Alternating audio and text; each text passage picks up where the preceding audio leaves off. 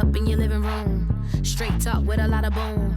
All the girls and the boys get down on the floor, break it down some more. Then you gotta stay tuned if you want an encore. Got this thing locked from France to be more. Kicked in the door with a style. Hey everybody, welcome back to The Read. I'm Crystal. And I am Kid Fury. Somehow, some way, they allowed us to come back for a second episode. That's right, truly unbelievable. Our guest tonight is activist and writer DeRay Mckesson. Can't wait to talk to him. Yes, but before we do any of that, we're gonna get into our pop culture news segment called Hot Tops.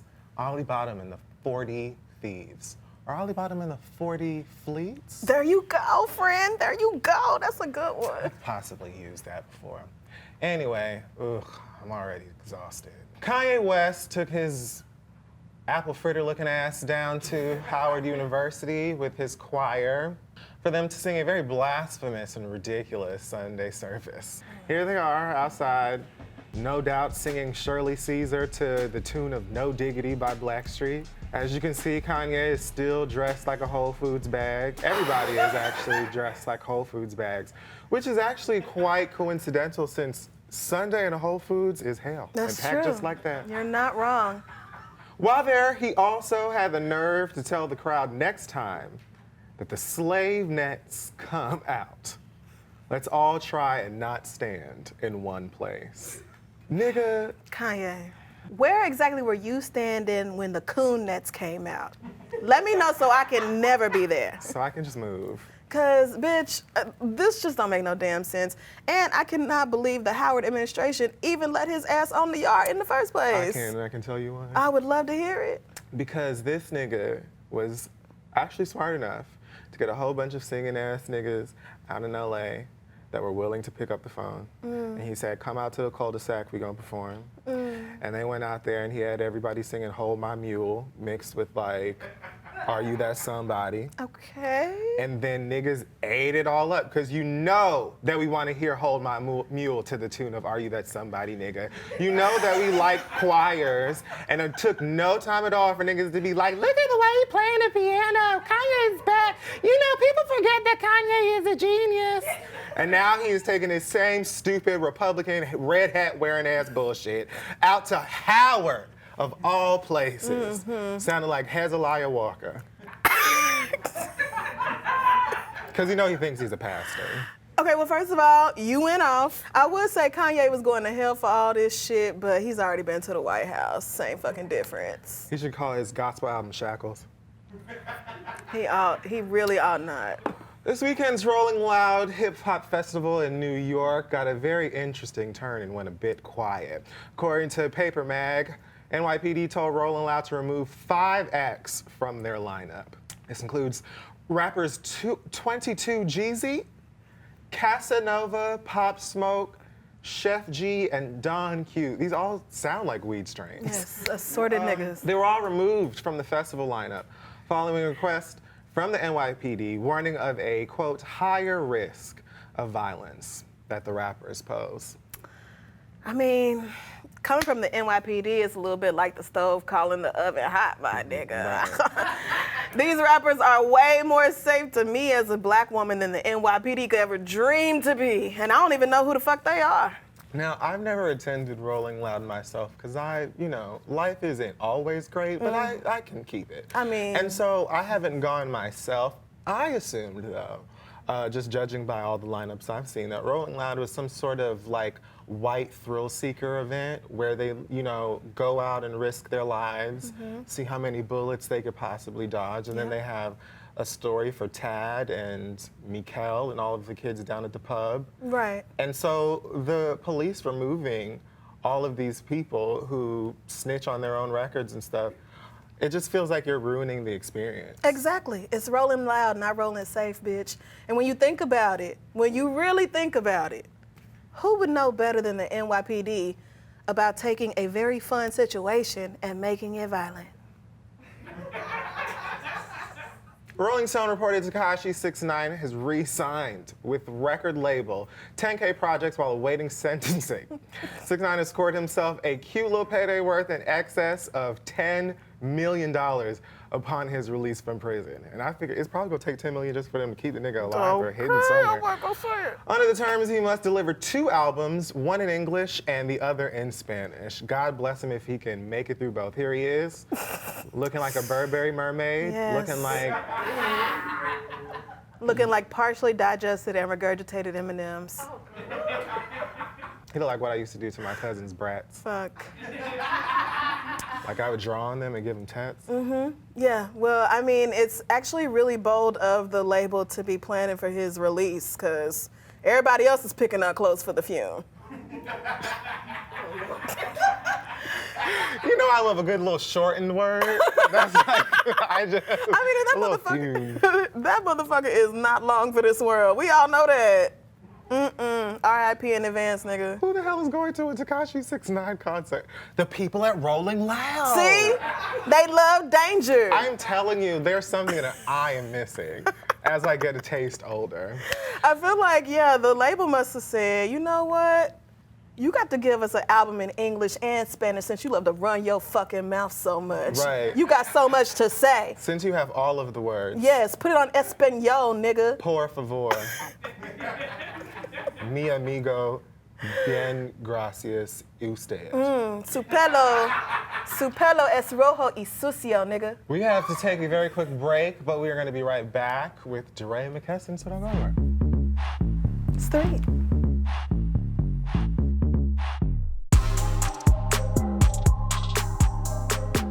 Welcome back to The Read. Tonight, DeRay Mckesson is with us. He's an activist, writer, and host of the Pod Save the People podcast. Give it up for DeRay, y'all.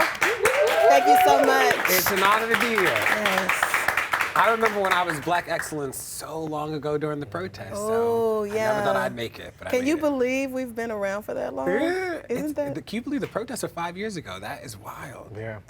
It's And insane. so little has changed. But anyway, let's get into it. You travel the world and are often in unfamiliar places, but we've never seen you with a raggedy hairline. Yeah. Where do you find these barbers? Yeah, 'cause that's troubling. Sometimes I don't get a great cut, but I will like look on Twitter. I'll be like, can somebody tell me a good barber? I'll just roll up and get a barber. And my barber here in New York is great. Like I found him, he was like a friend of a friend, and it just worked out. But sometimes people do push my hairline back really far, and that is not a good look. So, not sure how many of y'all noticed, DeRay is gay. That was the best intro. Yes. So you are openly gay, am and gay. you have spoken about encountering I'm looking people. too, so if you got somebody for me, let me know. I Are don't. you a matchmaker? I literally don't, but you Okay. have a great jawline. I feel like you shouldn't have any problems. Thank We you. look together. So you have also spoken about encountering people who are like all about the Black Lives Matter. They love the work that you're doing, but they're homophobic and they feel like there should be a separation, or they have whatever disdain for you. How do you approach advocating for people who essentially hate who you are? Because as for me, that's a huge part of the reason that I am not an activist. Because the second you niggas say something crazy to me, I'm like, fuck all of y'all. Fuck all y'all niggas. Police ain't killing y'all niggas fast enough. So, Crystal. yeah, no, can't say that. So, but, I mean, no, I can't say that. But, you know. So what is it like for you advocating for, you know, a huge group of people who hate who you are? Because that is a mindfuck to me. I will say personally, it's interesting because for some people, I'm the exception to their hate. They're like, I don't really like gay people, but I love you. And you're like, I don't really know That's how why that I'm a works, gay right? Like person, though, so that doesn't you really work. can't- You know, it's hard. It's like I get that one of the ways that white supremacy has sort of worked is that it creates these fissures in communities, so there will never be like one group of solidarity. And I get it. I also know that I will fight. I believe that you should be alive, but we won't ever be friends. And I get that, right? That like I don't have to like want to be around you. I don't have to ever want to be your friend.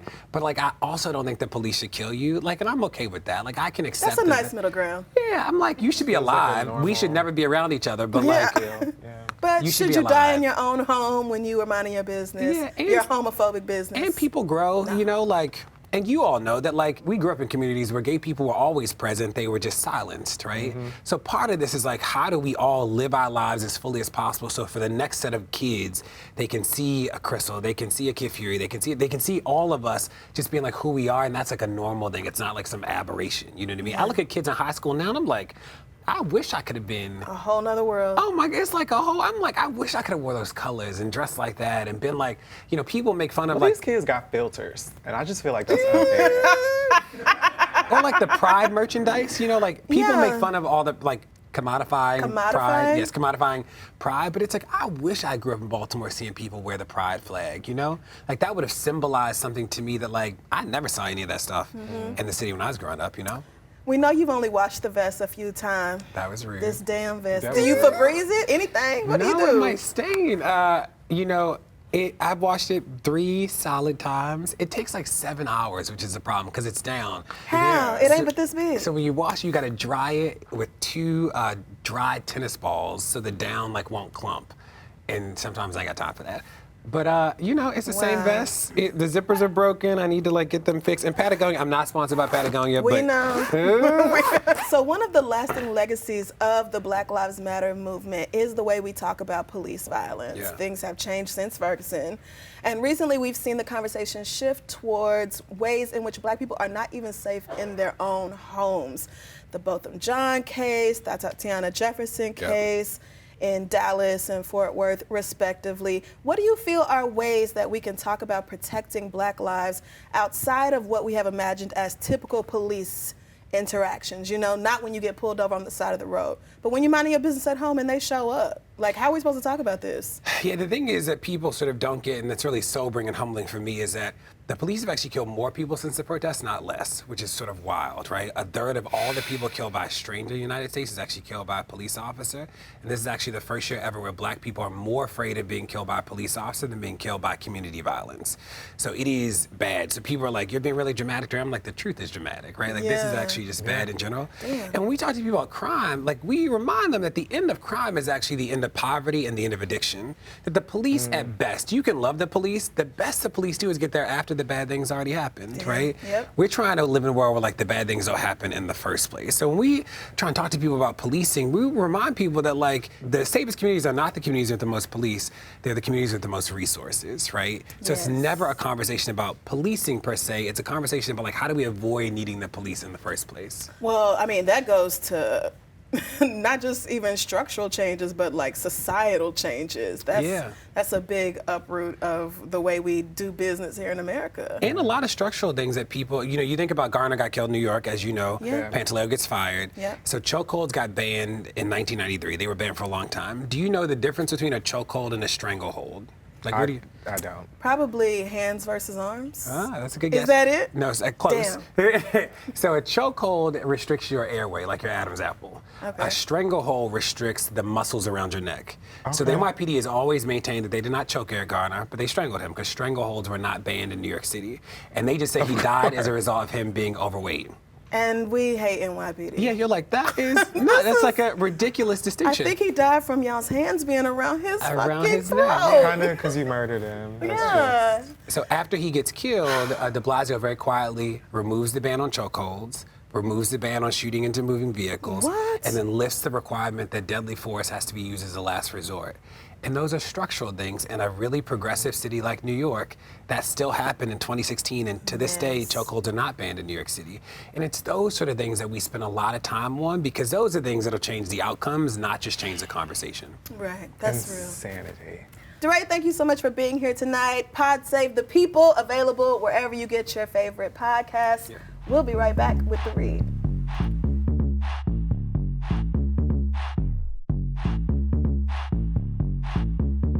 So we're back, and now it is time for the read. And we're just going to dive right into some mess that has really been plucking the hair off our asses. Yeah, it has. Something stupid happened at CNN's recent LGBTQ-focused town hall in Los Angeles. As Senator Kamala Harris introduced herself in her pronouns of she, her, and hers, the white male cisgender host Chris Cuomo decided to follow up her introduction with a very tone-deaf, very fucking stupid response of mine too. So we're gonna do let's do like a dramatic, ridiculous, stupid Yes. transcript interpretation. All right, Okay.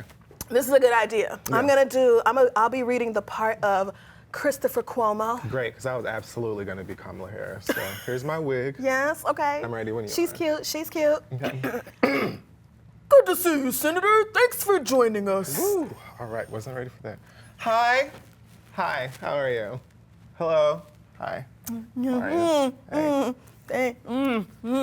I appreciate it. Yes. I love the urban culture. Thank you so much, guys. Thank you. And my pronouns are she, her, and hers. Oh, thank you. Thank you so much. Thank you. She, her, and hers. Yeah. Mine too, girl. All right. And scene. Thank you. Thank you. I knew a lot of white people. That's where I got that from. So, a white man decided to tell a joke about taking something that literally doesn't belong to him. Sounds typical to me. And really very much on theme for Columbus Day. Y'all it's their ancestral holiday. It just gets them right into the spirit. Celebrate the culture you got. What is really missing is that Senator Kamala Harris had a perfect opportunity to get so Negro and be like, bitch, no, they are not. You know when you give a real good black bitch that has like a 3-point neck roll, Yeah. like, bitch. You know what I'm saying? Where you like, it's usually like an acute angle or something. Like, Ooh, damn, that was like a boomerang, bitch. absolutely. Woo, child. It's just ridiculous. Like, why would you think in this setting that it would make sense to tell any form of a joke, but also, I mean, by something very obviously serious, near, and dear to the community? Right. Read the room, stupid.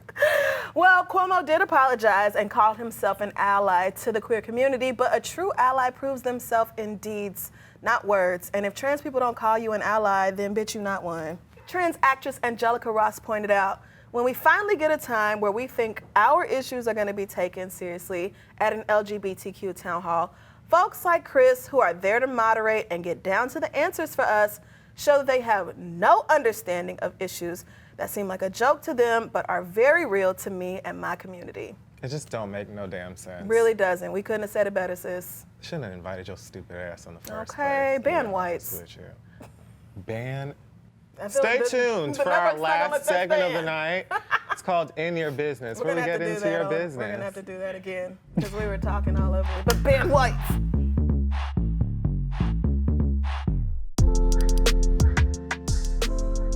Hey y'all, welcome back. It's time for our final segment of the night. We call it In Your Business. This is where we take a letter from one of you delusional hoes and tell you what you need to hear. This one comes from Kiki, and it reads, "Hi guys, my husband's baby mother recently lost her boyfriend to cancer. Now she is testing the boundaries of her relationship with my husband. Lately she has been buying him gifts, taking him to dinner, and this bitch even had the nerve to ask for a threesome. Am I wrong for wanting to rearrange her frontal, or should I just keep my mouth shut and continue taking care of her son since she's a deadbeat anyway?" Wow. Signed, Kiki. Whew. Well, Kiki, it sounds like you have a classic case of wrong priorities. It does. It does sound like that, girl. First of all, did you have to list the man's cause of death? I mean, it was so triggering. And then you were like, so at the same time, fuck this bitch. So what do I do here? I hate her. If this man's baby mama, ex lady, is in close enough proximity and intimate enough to give him gifts and suggest threesomes, I would wonder why the hell that is. Now you're asking the questions that are important. See, straight women, this is why I say y'all can't be saved. You have all the evidence in the world that you could take to your husband and be like, you need to get your bitch before I do. But instead, you more worried about going straight to her and then making fun of her for being a deadbeat mama like your stupid ass ain't taking care of her kid. Sistren, please grow the fuck up, wake the fuck up. Like, frontals cost too much money, and so many people work so hard to install them or whatever, and it just seems like a really unnecessary crime against hair for a nigga that's likely not worth it. Like, if I were you, I would be focused on unity. I would invite her over to the house. All three of y'all have drinks, but you secretly put some bleach in his drink. And then when he's dead, y'all don't have to worry about him no more. Okay, friend, that's murder, but also everybody's frontal is not nice. Some of these bitches went right on down to the beauty supply. I guess that's true. And that's fine. You know, you get it where you can. But anyway, the point here is that you need to handle this through your man instead of worrying about her. And if he can't check her, you need to ask yourself why. That's it for this week's episode of The Read on Fuse. I'm Crissle. And I am Kid Fury. Make sure that you join us again next Friday at 11 p.m. because we'll likely be back and even worse. I mean, we have to. We're under contract. Yeah, so we'll be here. Yep. In case you want to come. Come back.